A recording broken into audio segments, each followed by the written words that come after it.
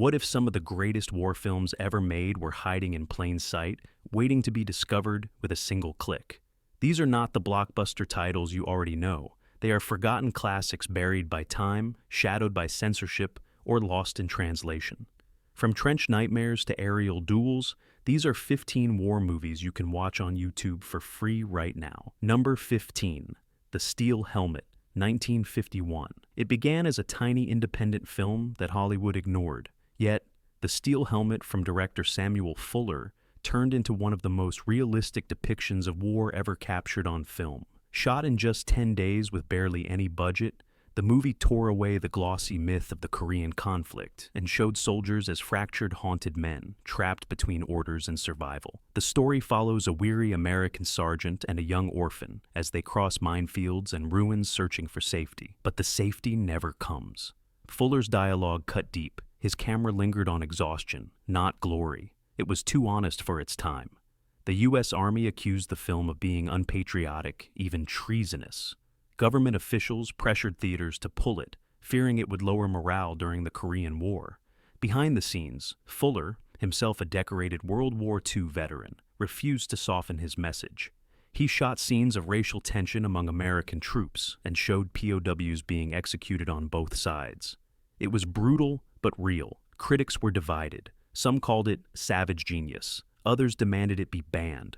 Yet young filmmakers from Stanley Kubrick to Oliver Stone would later cite The Steel Helmet as a turning point. Today the film survives online in pristine restoration, a relic of defiance. Watching it feels like hearing a soldier's confession. It was the first American war film that told the truth, and paid the price for it. Number 14, The Cruel Sea, 1953, released by Ealing Studios.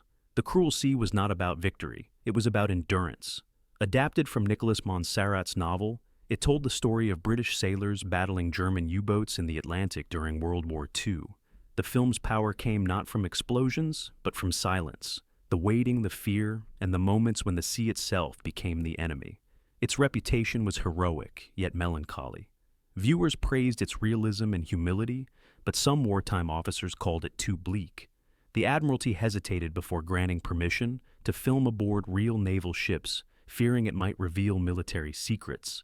Director Charles Friend fought for authenticity and insisted on real weather, real seas, and real danger. Actors were drenched for weeks suffering frostbite, while the studio tank scenes were nearly abandoned after flooding the set. When it premiered, critics were stunned. They expected patriotic glory, but instead got quiet despair. The Royal Navy privately admitted that the film captured the psychological toll of convoy duty more accurately than any official propaganda ever had. Some censors demanded edits removing sequences where sailors questioned their commanders, but Friend refused.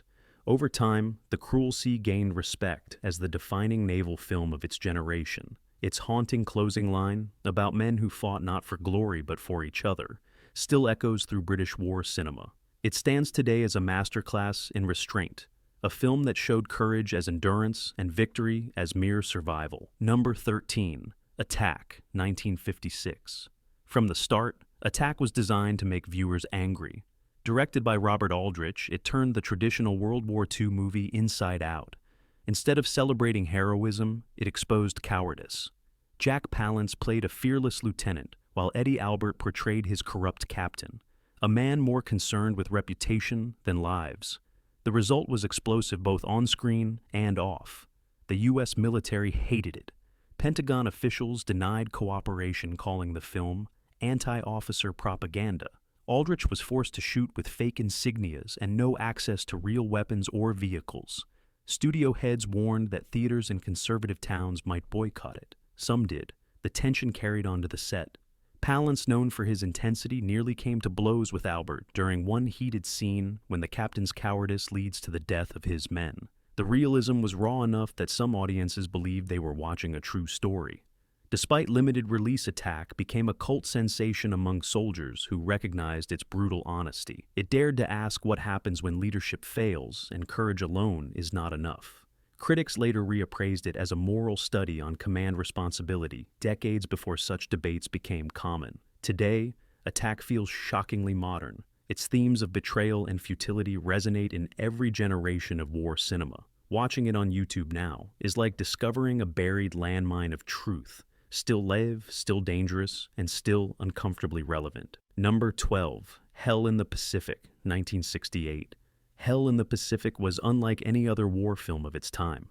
It had only two actors, Lee Marvin and Toshiro Mifune, two men stranded on an island during World War II. No dialogue could save them. No army could rescue them. Just hatred, pride, and the slow realization that survival meant cooperation.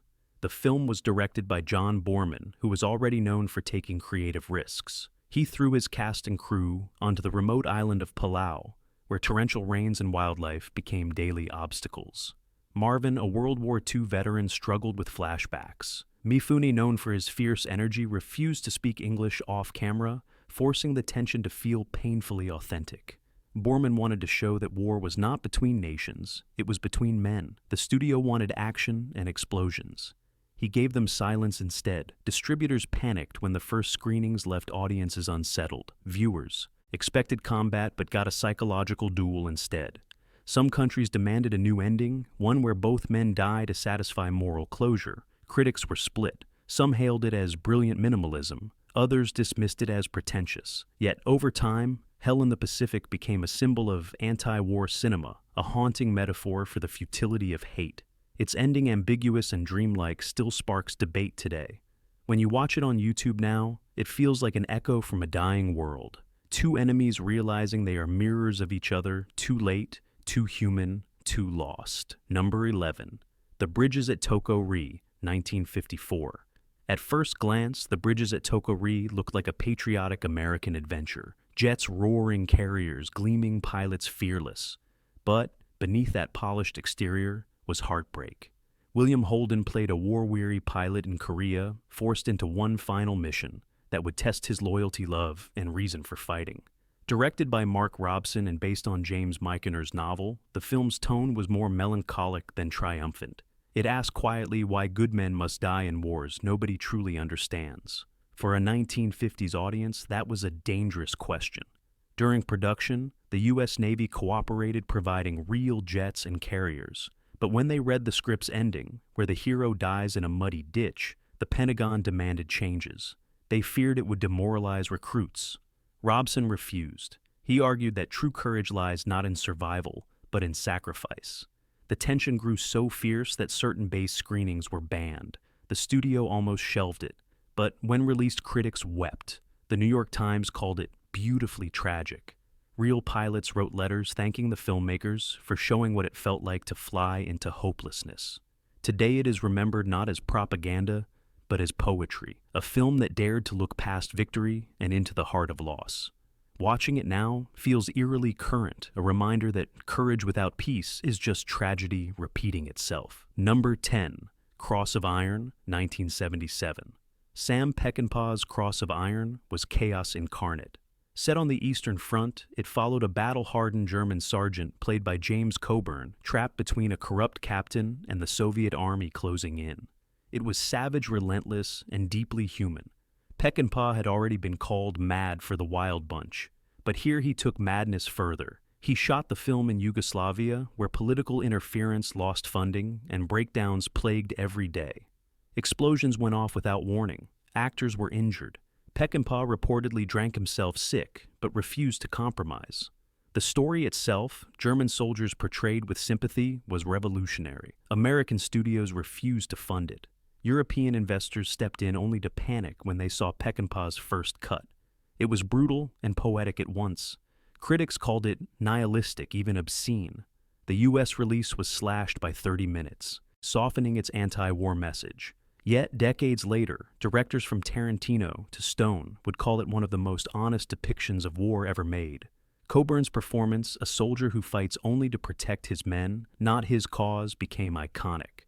The film's final freeze frame as a machine gun laughs into darkness is cinematic prophecy. Cross of Iron flopped at release, but became immortal in rebellion. Watching it now feels like staring into the moral abyss of every war ever fought and realizing we never climbed out. Number 9. The Hill, 1965. The Hill was a war film without a war. Directed by Sidney Lumet, it took place in a British military prison in the North African desert during World War II. There were no tanks, no gunfire, only cruelty and heat. Sean Connery broke free from his James Bond image to play a rebellious soldier punished by a sadistic system that claimed to uphold discipline. The film was shocking for its time. Instead of glorifying military order, it exposed its madness. The titular hill, a mound of sand prisoners were forced to climb endlessly under the blazing sun, became a symbol of human degradation. The British Army publicly condemned the script before it was even shot, calling it an insult to military honor. Lumet refused to soften anything. Filming in Spain was brutal. Temperatures reached 120 degrees. Extras collapsed. Connery suffered burns and dehydration, but refused to quit, saying this was the role that finally made him feel like a real actor. Studio executives panicked that audiences would reject a film so bleak. But when it premiered, critics hailed it as one of the most important anti-war statements ever made. Over the years, The Hill became a hidden classic, a film that turned obedience into horror and courage into defiance. Watching it now feels like being trapped inside a furnace of authority, where the real enemy is not the battlefield, but the system itself. Number 8. Come and See, 1985. Come and See was not entertainment. It was trauma carved onto film. Directed by Ilham Klimov in the Soviet Union, it followed a young boy who joins a partisan group during the Nazi invasion of Belarus. What begins with naive excitement turns into pure horror as the boy witnesses the annihilation of his village and the collapse of his sanity. Censors fought to destroy it. Soviet authorities delayed its release for years, claiming it was too violent, too depressing, too real. Klimov refused to change a frame. He shot using live ammunition near real explosions and even hypnotized his child actor to endure scenes that broke adults. The result was a film so raw, it left audiences shaking. When it finally premiered, Soviet officials tried to suppress foreign distribution. But word spread. Critics in the West called it the most devastating war film ever made. Viewers fainted during screenings. No soundtrack, no speeches, just the sound of terror and silence. Behind the camera, Klimov said he never made another feature because nothing could follow it. Come and See was not just about World War II, it was about every war, the annihilation of innocence itself. Today it stands on YouTube uncensored and unforgettable. Watching it feels like staring straight into the abyss and realizing that humanity keeps looking back. Number 7. The Big Red One, 1980. The Big Red One was a film that took 30 years to exist. Directed by Samuel Fuller, it was based on his own experiences in the 1st Infantry Division during World War II. The story followed a squad of soldiers from North Africa to Germany, led by a weary sergeant played by Lee Marvin. It was a personal confession disguised as an epic. But Hollywood mutilated it. Fuller's original cut ran 4 hours, a poetic chronicle of brotherhood and survival. The studio slashed it to less than 2, replacing emotional arcs with action scenes. Critics dismissed the release as uneven, not knowing they were watching fragments of a masterpiece. For decades, the missing footage was believed lost. Then, in 2004, film historian Richard Schickel discovered reels hidden in a vault. Fuller's vision was restored. The re-release shocked audiences and critics alike, revealing one of the most profound depictions of soldiers as both killers and children. Fuller had filmed without glamour, real dirt, real exhaustion, real despair. The studio executives hated it, calling it too raw for mainstream audiences. But Fuller insisted that war was not about medals, but memories that never heal. The Big Red One now lives as a resurrected legend, a movie born twice. Watching it today is like reading a soldier's diary that the world tried to burn but couldn't. Number 6. 12 O'Clock High, 1949. 12 O'Clock High was not about planes. It was about pressure. It explored the hidden trauma of bomber crews in World War II, men who faced death every morning and pretended they could manage it. Gregory Peck played General Savage, a commander who pushed his men to their limits until his own mind broke. The film was daring for its time because it showed leadership as a slow suicide of the soul. There were no speeches about glory, only exhaustion and terror. Military officials initially refused to endorse it, fearing it would damage morale. But director Henry King fought back. He wanted to show what courage costs when it is demanded every single day. During filming, real combat footage was used taken from U.S. Air Force archives. Some reels had never been seen by the public before showing bombers torn apart mid-air. tech struggled to perform scenes that mirrored his own wartime experiences. Studio executives worried the tone was too bleak, but the film became a massive success with veterans who said, "Finally, someone told the truth." Critics called it a masterpiece of discipline and despair. The Air Force eventually changed its mind and used it as training material for officers, showing what happens when command breaks the human spirit. Watching it now feels like standing inside the cockpit, hearing engines scream while silence eats at the mind. 12 O'Clock High remains one of the most painfully honest portraits of command ever filmed. Number 5. The Beast, 1988. The Beast was a war movie almost no one saw when it first released.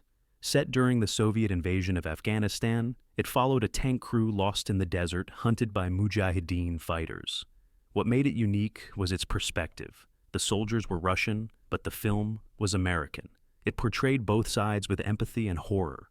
Director Kevin Reynolds shot in Israel under extreme heat, where real tanks malfunctioned daily.